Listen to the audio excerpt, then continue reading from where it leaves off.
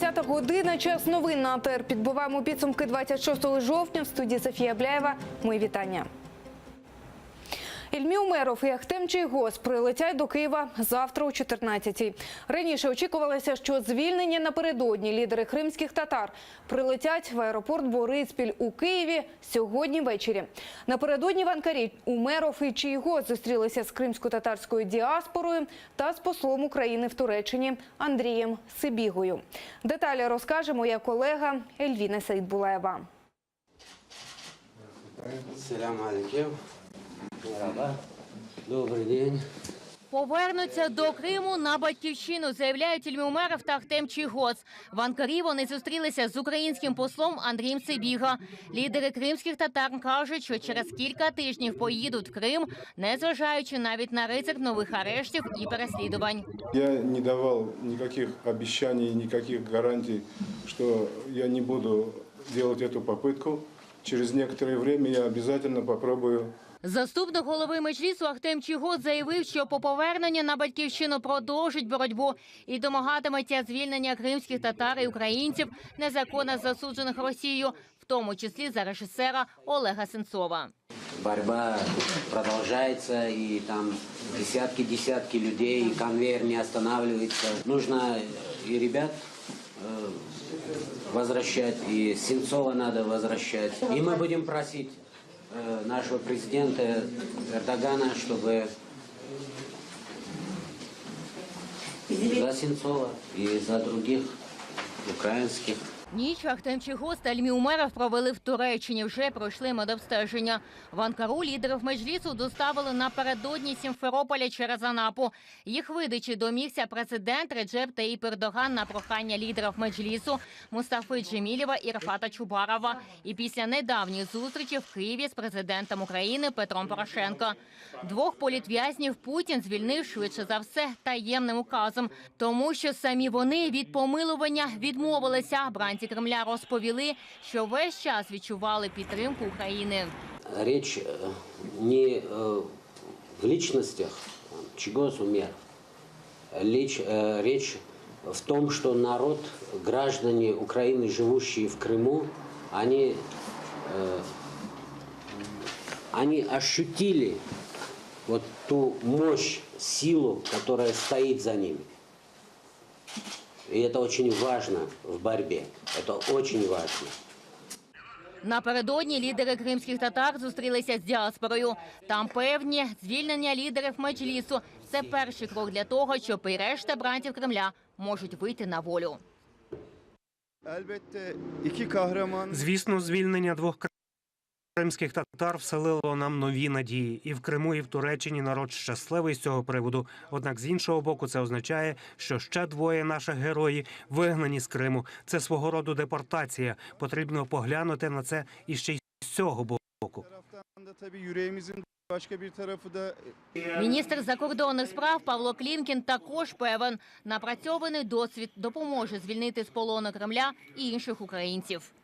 Ви розумієте, що робить Росія. Вона спеціально це видає тільки нашим друзям, і вона хоче показати, що Крим – це Росія. Крим – це не Росія, це наша окупована територія. І такі трюки, я вчора розмовляв з німецькими журналістами, вони всім прекрасно зрозуміли. Ніяких перешкод для Ільмі Умерова та Ахтема Чийгоза, щоб в'їхати в Крим, немає, розповідає Ніколай Полозов. Росія зняла з них усі обвинувачення, і нині кремлівська Феміда не має до них жодних претензій. В настоящее время нет никаких запретов на въезд ни в отношении Ахтема Чийгоза, ни в отношении Ильмы Умерова. Что касается фактической стороны, конечно, опасно, что такой запрет может быть вынесен. Она потенциально есть, но на текущий момент такого запрета нет. Поэтому, если они изъявляют желание приехать в Крым, то ніхто їм препятствовать не вправі. Лідери кримських татар Ільмі Умеров та Ахтем Чийгоз прибудуть до Києва завтра. Їх рідні вже виїхали з окупованого Криму на зустріч до Києва. Ельвіна Сейдбулаєва, Оксана Гуцел, Емінія Халіл та Владлен Мельников. Заман, АТР. Кілька хвилин тому з'явилася інформація, що Ільмі Умеров та Ахтем Чийгоз зустрілися з президентом Туреччини Реджеп Таїп Ердоганом. Про це заявив голова Меджлісу Рафат Чубаров.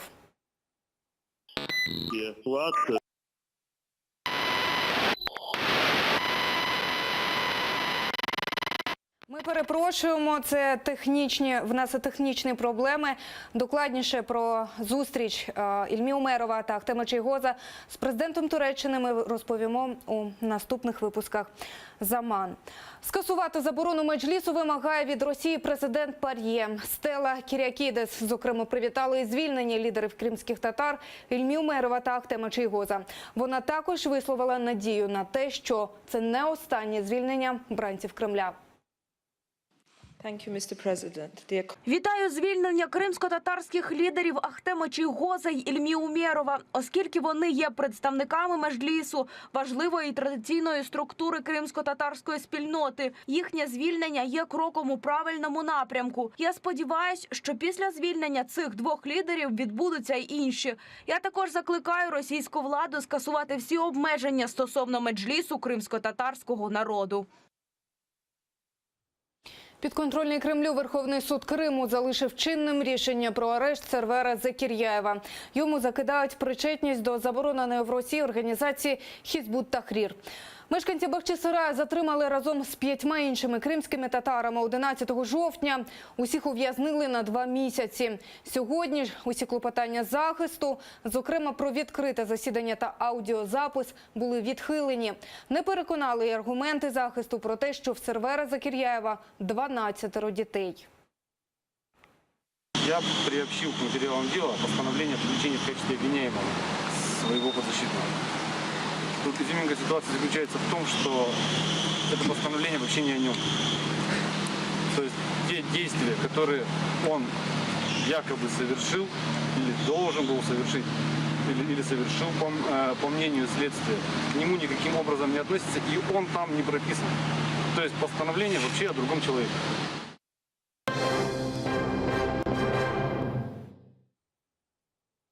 Теракт у Києві. 2 загиблих, 3 поранених. Напередодні біля редакції телеканалу «Еспресо» стався вибух. У повітря злетів мопед, припаркований біля авто нардепа та екс-командира добровольчого батальйону «Азов» Ігора Мосійчука. Він нині у шпиталі з осколковими пораненнями. Крім нього, ще 2 осіб дістали поранень. Це політолог Віталій Бала та киянка Надія Тарасенко. Вона саме поверталася додому і випадково потрапила у зону вибуху. Нині медики борються за її життя. Жертвами теракту стали охоронець Мосійчука та випадковий перехожий. Подробиці далі в сюжеті. Ось перші кадри вибуху. Їх зафіксували камери відеоспостереження телеканалу «Еспресо». Ось з цього під'їзду виходив народний депутат України Ігор Мосійчук. Поряд був припаркований моторолер, в якому і був закладений вибуховий пристрій. Вибух був такої сили, що на деяких поверхах житлового будинку повибивало шибки. Наразі тут і досі огороджена територія та працюють слідчі. Мешканці довколишніх будинків вже почали ремонтувати пошкоджені вікна та встановлювати шибки. Любій людині страшно, коли не знаєш, що тебе ожидає. Про подробиці вибуху розповів головний редактор телеканалу Віктор Лешик. Каже, все сталося одразу після ефіру. Ви далі ховаєте всі виграші в національній лотереї. На вулиці оцього мопеда, скутера не було біля машини. Тобто він з'явився фактично десь хвилин за 10 до закінчення ефіру. Найбільше від вибуху постраждав охоронець Ігора Мосійчука, працівник полку особливого призначення Руслан Кушнір. Там, очевидно, була страшенна рана, тому що і з очей, і з вух, і так далі. Він був ще живий, і, здається, коли його завантажували в швидку, він ще був живий. Від травм Руслан Кушнір помер у кареті швидкої. Відомо, що в нього залишилась 4-річна донька та вагітна дружина. Ще однією жертвою вибуху став випадковий перехожий – 36-річний Михайло Мормель. Раніше він працював у поліції. Учора ввечері повертався додому, жив у будинку поруч з редакцією телеканалу. Коли стався вибух, проходив повз машину нардепа. Самого ж Мосійчука та політолога Балу відвезли в лікарню з осколковими пораненнями. Лікарі кажуть, стан обох тяжкий. У Мосійчука постраждала права сторона тулуба. Осколки потрапили в стегно та руку. Зранку йому вже зробили операцію і планують провести ще одну.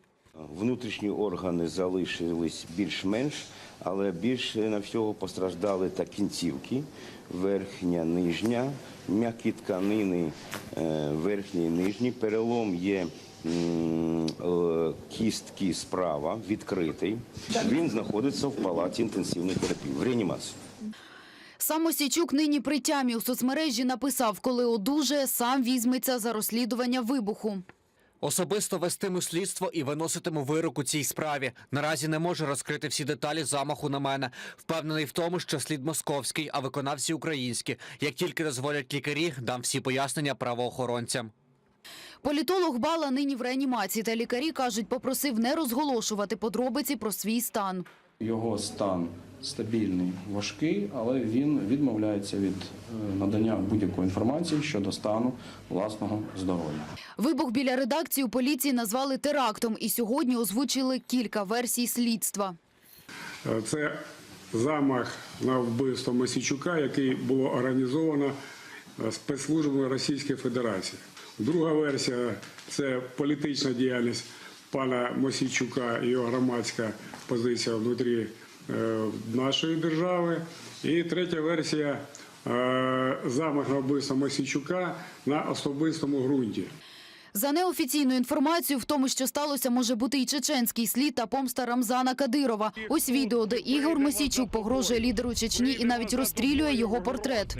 Ми допоможемо нашим братам звільнити Ічкерію від таких собак, як ти. Слава Україні! Слава вільній Ічкерії! Із відповіддю Кадиров не забарився. Будет прощения просить, или мы по заслугам его накажем. Сам себя выстрелил, знаешь, и попадет, знаешь, в точку, знаешь, и мы не промахиваемся, мы стреляем точно. Чеченську помсту офіційне слідство поки не коментує. Водночас розповідають, що нині відпрацьовують інформацію і про замах на журналістів та політолога. Пріоритет є Мосійчук. Разом з тим ми не відкидаємо на цей час будь-яких інших можливих мотивів вчинення цього злочину відносно інших осіб, які були разом з ним, або журналістів. Співробітники телеканалу «Еспресо» твердять, погроз не отримували. І попри теракт, що стався напередодні, сьогодні вийшли на роботу. Маргарита Потапова, Людмила Горпинич, Ельдар Тарахташ, Заман, АТР.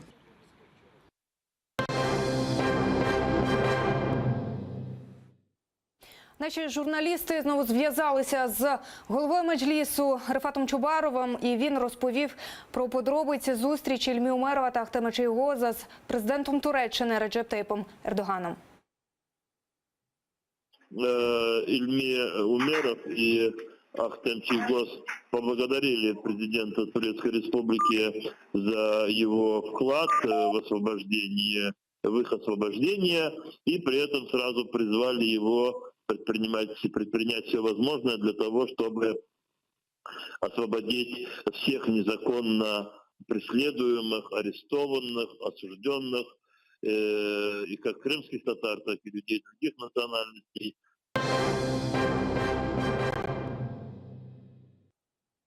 Кількість загиблих у резонансній ДТП у Харкові збільшилася. Вранці в лікарні померла Діана Берченко. Їй було 20 років. 18 жовтня вона з сестрою чекали зелене світло на переході, коли раптово на тротуар вилетів «Лексус».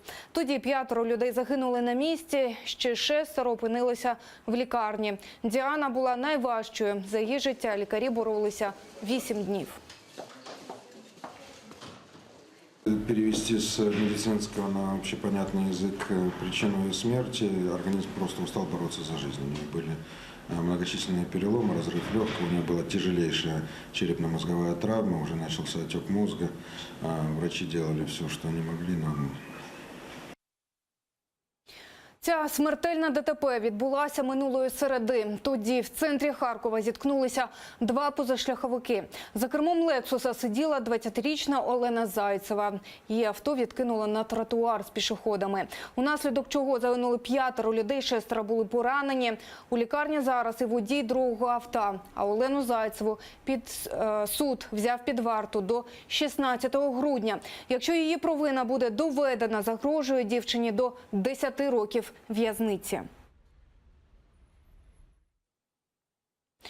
У центрі Харкова хлопець задля розваги стріляв по перехожих з вікна будинку.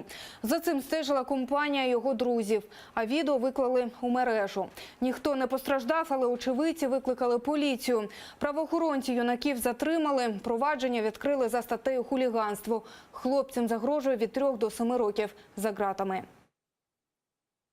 В ході оперативно-розшукових заходів було встановлено даний будинок, після чого проведено поквартирний обхід мешканців даного будинку та встановлено квартиру, з якої були здійснені постріли. Дані особи, які здійснювали постріли з даної квартири, встановлені та доставлені до Київського відділу поліції для подальшого встановлення.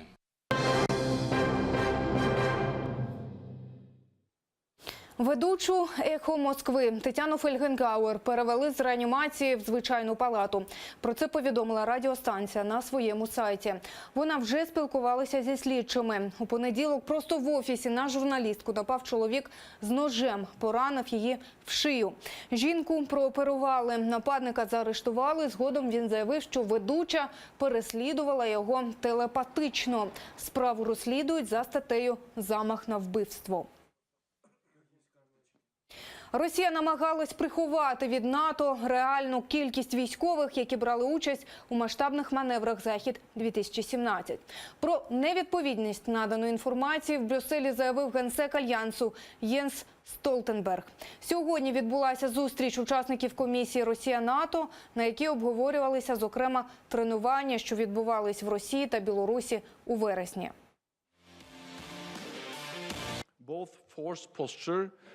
Навчання «Захід» були важливою частиною нашої дискусії. Багато союзників вказали на те, що цифри, які Росія надавала перед навчаннями і після навчань, не відповідали фактичній кількості військових, які брали участь. Різниця була значною, а географія навчань значно ширшою.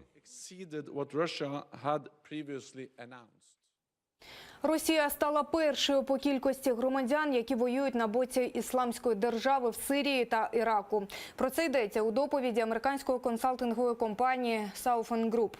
За даними дослідження, в лавах ІДІЛ воюють 3417 росіян. Це на 150 людей більше, ніж громадян Саудівської Аравії. Ця країна на другому місці. Третьою є Йорданія. Також до ІДІЛу долучились багато громадян Тунісу та Франції.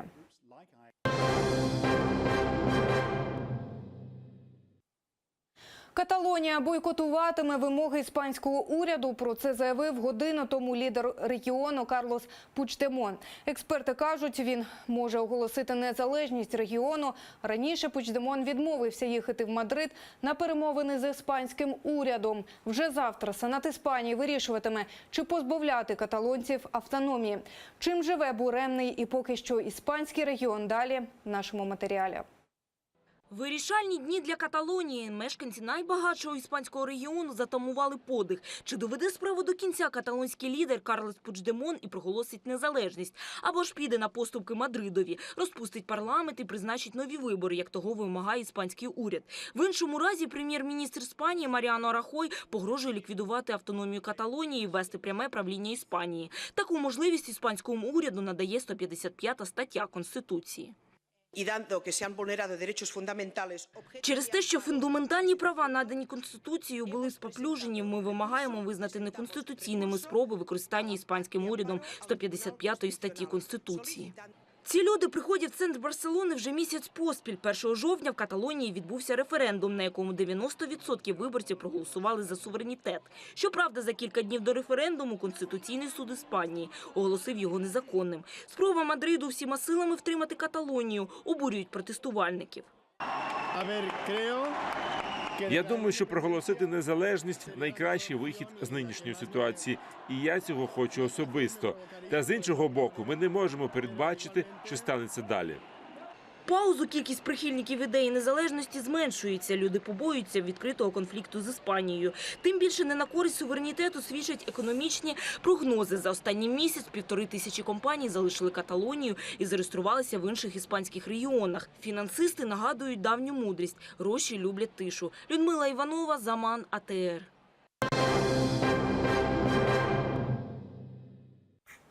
Рятувальні служби Києва провели спільні навчання. Їхня мета – відпрацювати роботу в складних погодних умовах. Як це було у сюжеті наших журналістів? На обледенілій дорозі автомобіль втратив керованість та збив електроопору. На місце прибула швидка. Лікарі допомагають водію. Це навчання рятувальних служб Києва. Рятівники, пожежники та медики навчались надавати допомогу в складних погодних умовах. А це вибух газової труби. Газівники одразу ж ліквідовують аварію. Людей евакуюють до школи. Там розгорнули евакуаційний пункт. Вміщує приблизно 1550 людей в разі виникнення якоїсь надзвичайної ситуації техногенного характеру або природного. У навчаннях задіяли близько 50 чоловік, 2 пожежних та 2 аварійно-рятувальних автомобіля. Всі служби справилися, і я вважаю, що на сьогоднішній день служби Шевченківського району готові до виконання будь-яких завдань за призначенням. Віталій Попов, Сергій Коропищенко, Заман, АТР. Наразі це всі новини. Не пропустіть підсумковий випуск «Заман» о 21-й. Залишайтеся з АТР.